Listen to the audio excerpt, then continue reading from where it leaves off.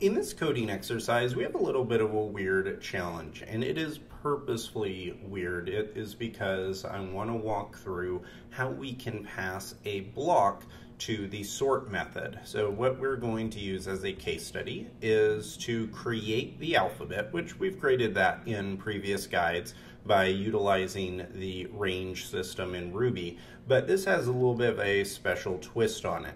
So we want to create the alphabet and then I want to sort it, but I want to sort it with the letter K being placed at the very end of the alphabet, usually where Z is, so the 26th spot. And just to make sure that everything is sorted properly, the very first letter should be A. So how exactly are we going to achieve this without manually just appending K to the end, since that would not exactly be within the spirit of what we want to do? Well, first what I need to do is create a range of letters, and I can do that by using the letter A and then a dot dot followed by Z. This is going to utilize the range system in Ruby, and it's going to give me the full alphabet from A to Z. From there, I'm going to call sort. And I'll just call sort by itself, and it sorts the items, and everything would be sorted, in this case, in alphabetical order.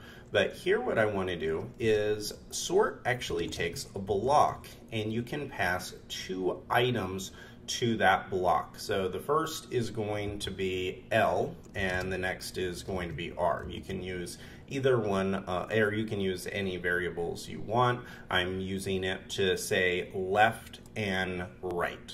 And this really gets to kind of the entire point why I wanted to implement this as a test, because the way that sort works in Ruby is sort looks and creates a comparison between two items. So in other words, if the first letter is A, it's going to use what's called the spaceship operator, and it's going to compare A to B. Now this is where it gets a little bit tricky if you've never used the sort method. It passed it a block and overrid some of the kind of default behavior.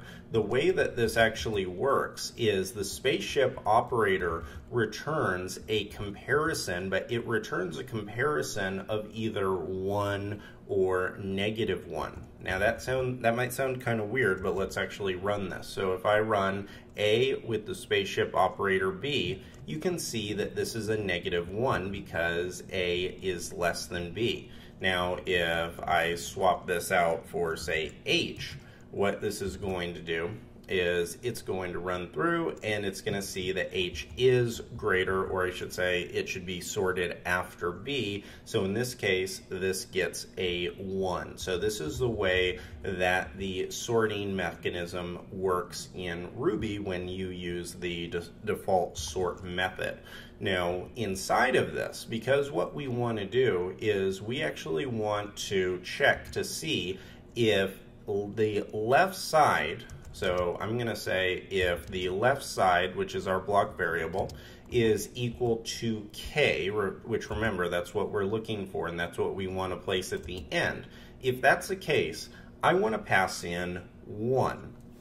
So what this is going to do is it is going to force the L, or I should say the letter K, to be placed at the very end, because 1 is going to be given essentially the return value of 1, which means it's always going to be seen as being all the way to the right of the collection. Now the other thing I want to do is just say else, and then I'm going to use the default behavior, which is the spaceship operator here. And then I'm just going to say else, just compare to see if left or right is greater, and this is going to return the default behavior that we have down here. Now, if you've never used this before, I definitely recommend for you to play around with it a little bit, because this may not be the most intuitive thing you've ever seen. But just in kind of a review, what this is doing is the spaceship operator, when it compares two items, it either returns a -1 or it returns a 1.